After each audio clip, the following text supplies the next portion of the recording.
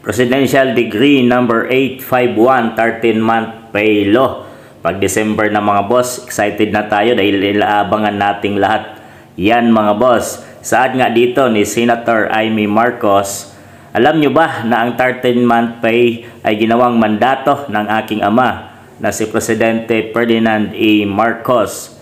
Ito ay sinabatas ni Apo Lakay sa pamamagitan ng Presidential Decree number 851 noong December 16, 1975. Dahil dito, ang mga employer ay kailangan magbigay ng 13-month pay na karagdagang benepisyo sa kanilang mga empleyado kada taon.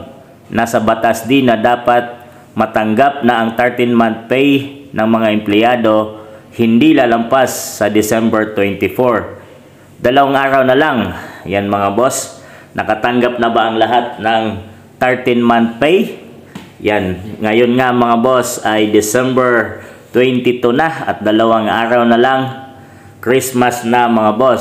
So ang lahat ba ay nakatanggap na ng 13-month pay para panghanda o pangdagdag, pambili ng regalo sa mga inaanak, sa mga mahal natin sa buhay.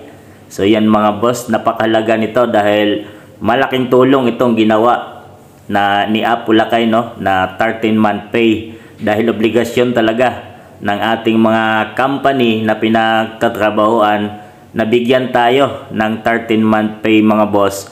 At yun nga ay bago mag December 24 mga boss, no. Siyempre kung lalampas naman wala ka ng New Year mo na magagamit yun mga boss. So maganda ang pagiging batas nito ni dating presidenteng Ferdinand Marcos mga boss. Pero kung wala ka namang trabaho mga boss ay hindi ka naman makakatanggap ng 13-month pay. So dapat nga lang talaga na magkaroon ka muna ng trabaho bago ka magkakuha ng 13-month pay.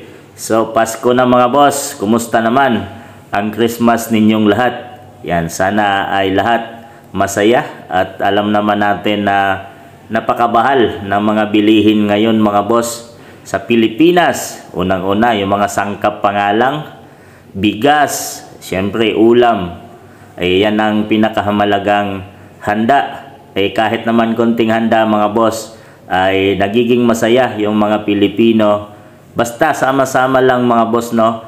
At ang pinaka-importante dyan ay lagi tayong malusog mga boss at mag-ingat. Siyempre, alam naman natin na marami ngayon yung mga fireworks mga boss. So, ingat-ingat at Merry Christmas sa ating lahat mga boss. Siyempre, ang kasunod dyan, Happy New Year na rin.